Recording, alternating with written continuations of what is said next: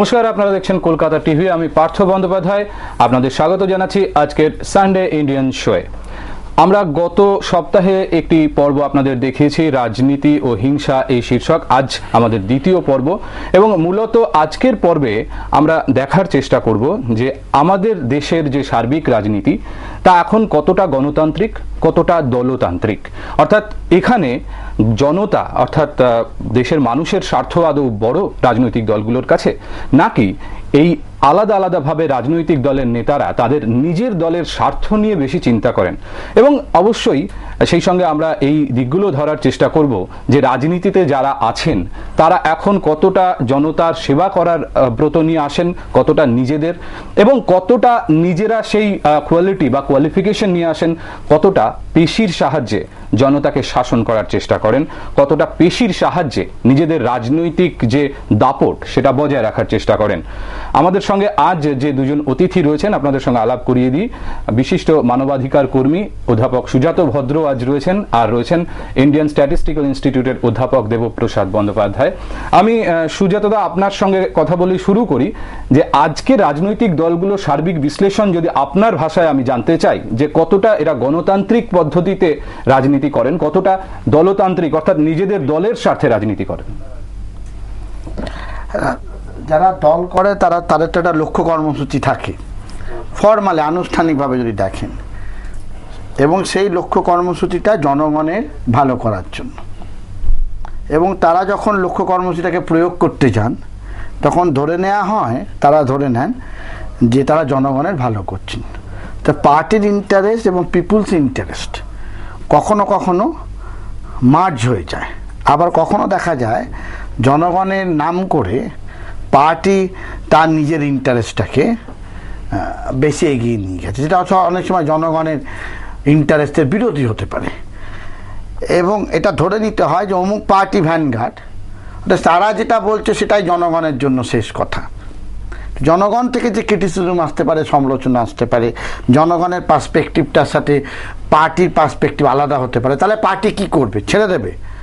Party কি তখন জনগণের কথা শুনে তার কর্মসূচি চেঞ্জ করবে? এই ধরনের প্রশ্ন ভারতের রাজনীতিতে খুব গভীরভাবে কখনো আলোচিত হয়নি। চীনা কমিউনিস্ট পার্টির ক্ষেত্রে বারবার এই আলোচনাটা ফিরে এসেছিল যে ফ্রম দি মাসেস টু দ্য মাসেস, জনগণের ভ্যানগার্ডে কি সব না, জনগণ অনেক সময় পার্টির নেতাদের শিখিয়ে দিতে পারে। অনেক সময় আবার এরকম হয়েছে যে কংগ্রেস যখন রাজনীতি করেছে গান্ধীর আমলে বিশেষ করে, এমন কিছু জনগণ করেছে যেটা কংগ্রেসের গান্ধীর নীতির সঙ্গে বনেনি।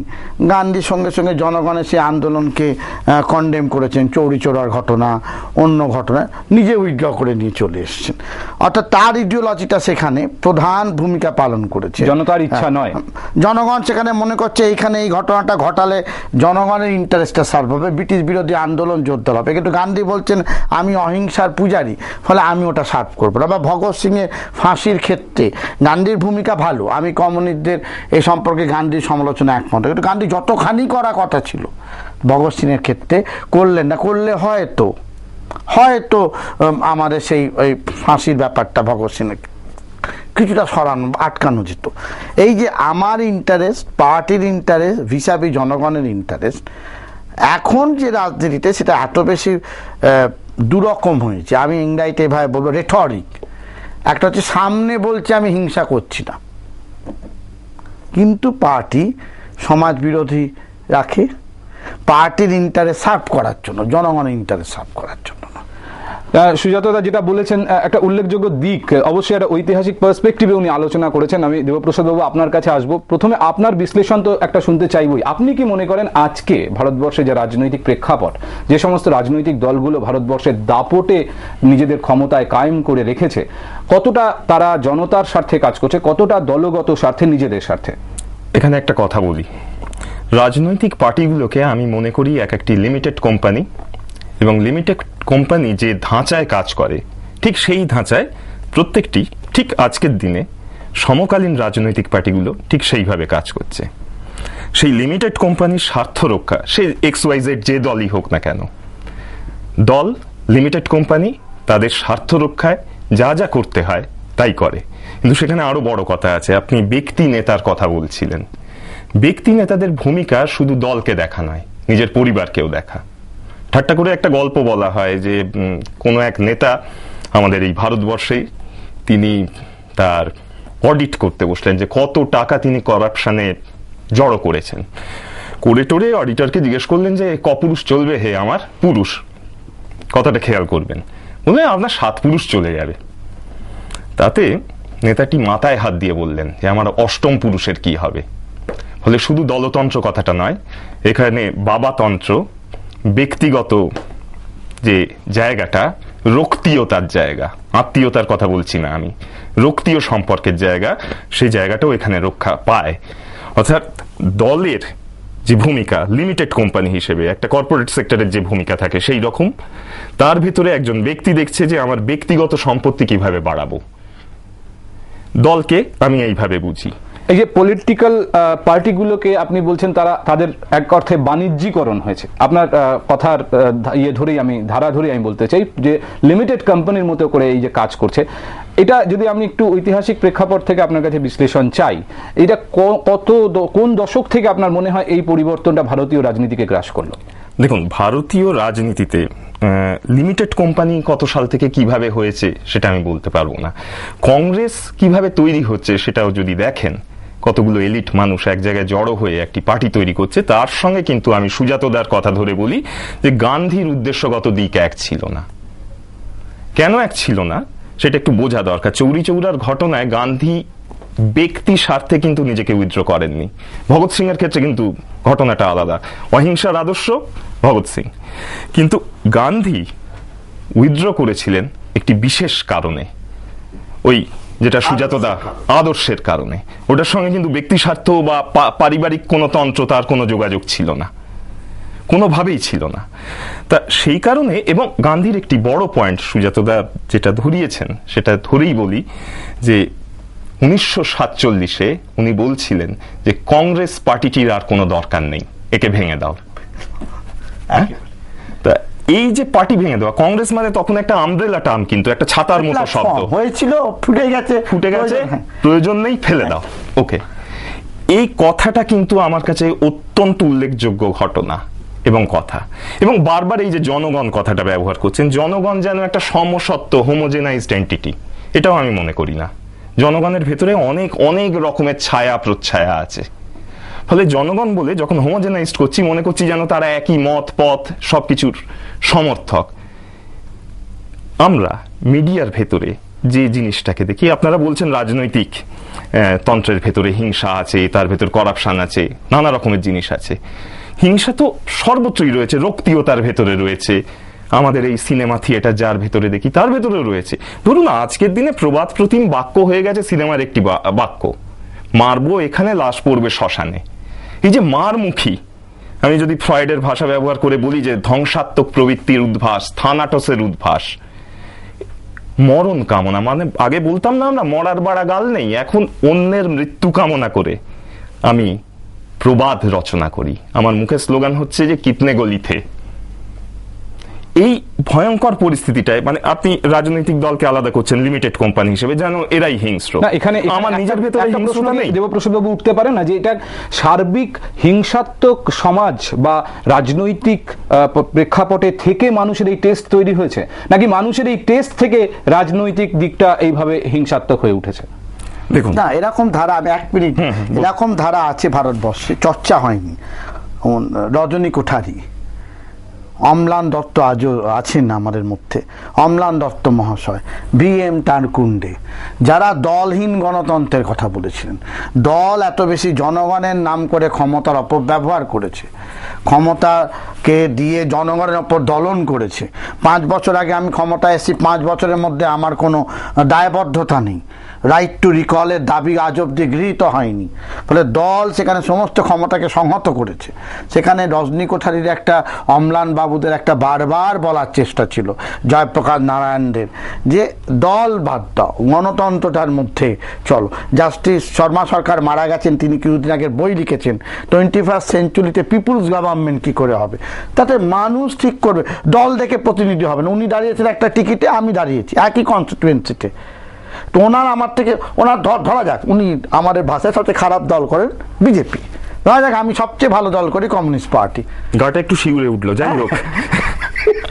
আমি উল্টো করেছিলাম, ধরুন ঠিক আছে, না সেখানেও সুজাতদা একটা প্রশ্ন আমি উঠবে। তখন তুলছি ওই জন্য যে এই ভাবনাটা, এই ধারাটা আছে, এই ধারাটা ভারতের দার্শনিকদের মধ্যে, রাজনীতিবিদদের গান্ধীবাদী, কিন্তু পুরোটা গান্ধীবাদী নন, কিন্তু সেরকম দলহীন গণতন্ত্রের কথা তারা তুলে ধরছেন।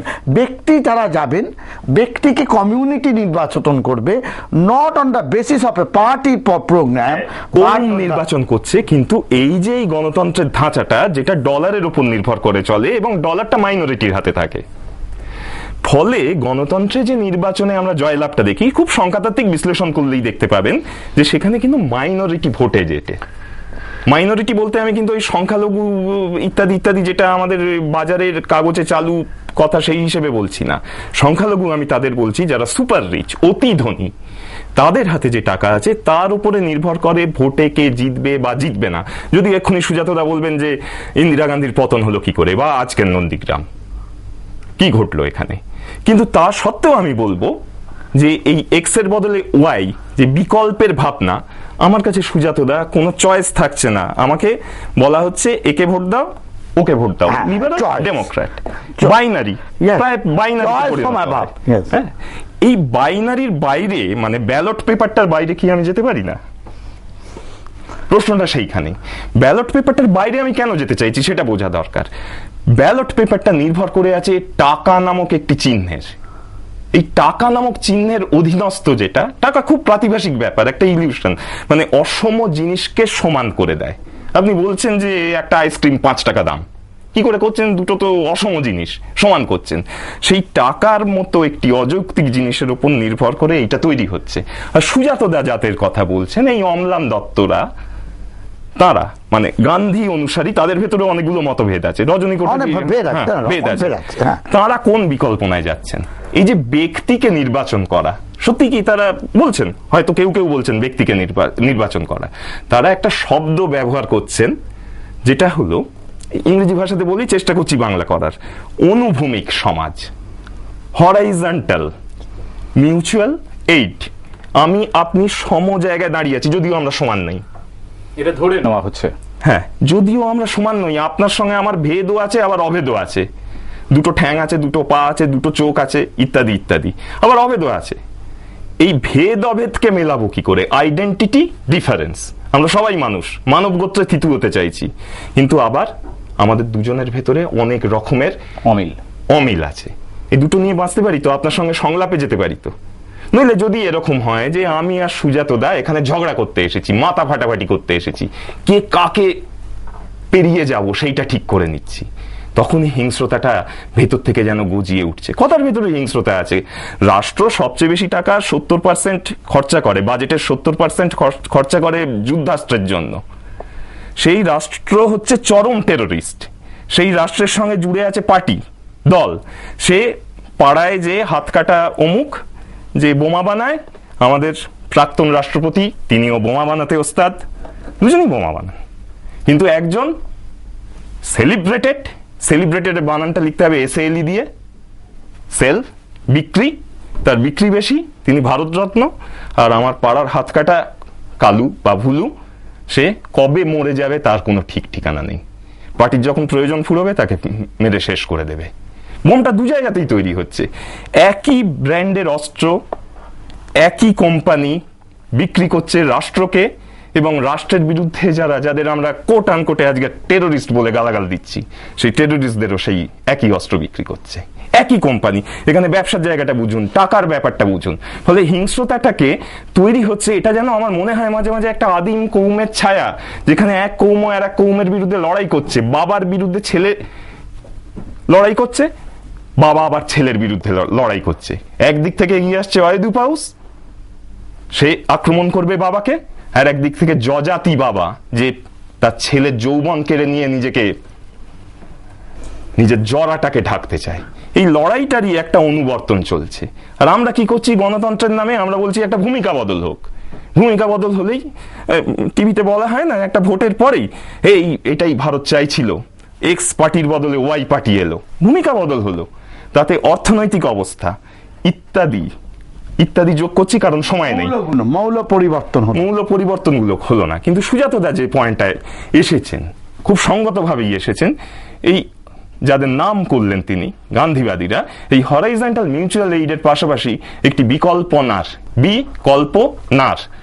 নাটা বলতেই হয়, কারণ প্রত্যেকটা বিকল্পনাই আর একটা বিকল্পনাকে ছাড়িয়ে যায়।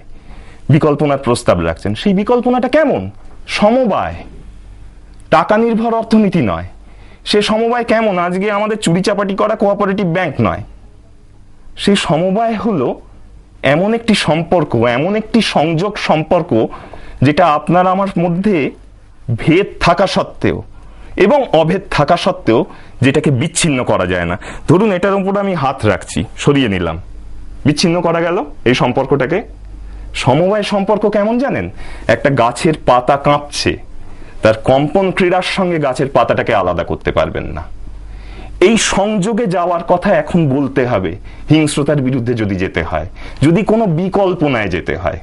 এছাড়া আমার মনে হয় যে অন্য কোনো জায়গা নেই। না, বিকল্পের দিকটা আমরা একদম শেষের দিকে আমরা বিকল্প নির্বাচন কমিশনের কাছে আমরা নির্বাচন কমিশনের কাছে দিয়েছিলাম, মামলায় প্রথমবার হেরেছি, এবারে সুপ্রিম কোর্ট আমাদের গ্রহণযোগ্য, আমাদের বন্ধু পিইউসিএল এরও পিটিশন নিয়েছে। আমরা বলেছি যে বিভিন্ন দল তো থাকছে, যতই দলহীন গণতন্ত্র বলুন, বাস্তব অবস্থা হচ্ছে দল থাকছে, দলকে ওঠানো যাচ্ছে না। ওটা একটা বিকল্প ভাবনা, উই ক্যান ট্রাই। একটা এলাকায় হয়তো আমরা চেষ্টা করতে পারি। আমরা যেটা মামলা করে বলেছিলাম, মামলাটা পেন্ডিং আছে, এবার ইলেকশন কমিশন হ্যাঁ বলেছে যে যতগুলো দল দাঁড়ালো তাদের সিম্বল একটা জায়গায় দাও, আমি কাউকেই ভোট দিতে চাই না। তাহলে যে 50% 30% লোক দিচ্ছে না, অর্থাৎ দল ভিত্তিক গণতন্ত্র, দল সরকারে যাচ্ছে, তাদের প্রতি লোকের একটা অনীহা এবং তার একটা কারণ খুঁজে দেখার একটা চেষ্টা হতে পারে, যেটা বাংলাদেশে এই সাম্প্রতিক যে নির্বাচন হয়ে গেল সেই নির্বাচনে এই ব্যাপারটাকে রাখা হয়েছিল যে কাউকে যদি আমার পছন্দ না হয় আমি কাউকে ভোট নাও দিতে পারি। কিন্তু ধরুন আজকে গণতন্ত্রের নামে ভারতবর্ষে যা হচ্ছে, আমি আপনাকে খুব সাম্প্রতিক উদাহরণ হিসেবে ঝাড়খণ্ডের কথা বলতে চাই। শিবু সোরেনকে মুখ্যমন্ত্রী করা হলো, যিনি কোনো নির্বাচনেই জেতেননি। তারপরে ওনাকে উপনির্বাচনে দাঁড় করানো হলো, সেখানে তিনি হারলেন। হারার পরেও এখন পর্যন্ত শিবু সোরেন পদত্যাগ করলেন না। এটা কি? একজন ঝাড়খণ্ডের ভোটার, তার ভোটের অপমান নয় কি? তার মানে কি এখানে গণতান্ত্রিক নির্বাচনের উপর নির্ভর করে তো রাজনীতি চলছে না, বা দেশের শাসনতন্ত্রও চলছে না। এর দুটো সংকট, কোনো প্রতিষ্ঠানও চলছে না। একটা হচ্ছে মূল্যবোধের সংকট। মূল্যবোধ রাজনীতিবিদদের নেই, যেটা বারবার আমরা কোর্ট আনকোর্ট নাগরিক সমাজ থেকে বারবার যেটার দিকে আমরা আঙুল টাঙিয়েছি। তোমার কোনো মূল্যবোধ নেই, তুমি হেরে গেলে তুমি জনগণের রায় মেনে সরে যাও। তোমার দলের যদি অন্য কোনো নেতা আসে মুখ্যমন্ত্রী হিসেবে, তাকে করো, তোমাদের মেজরিটি আছে, তুমি সরছো না, তুমি দিল্লিতে গিয়ে দরবার করছো যাতে আর একবার তুমি দাঁড়াতে পারো। অর্থাৎ 6 মাস যেহেতু আছে, সেহেতু আমি আর একবার দাঁড়িয়ে যদি একটা সেফ কনস্টিটিউয়েন্সি থেকে চলে আসতে পারি, এবং যথারীতি একজন এমএলএ ইতিমধ্যেই পদত্যাগপত্র পেশ করে বলছেন গুরুজি আপনি ওখানে দাঁড়িয়ে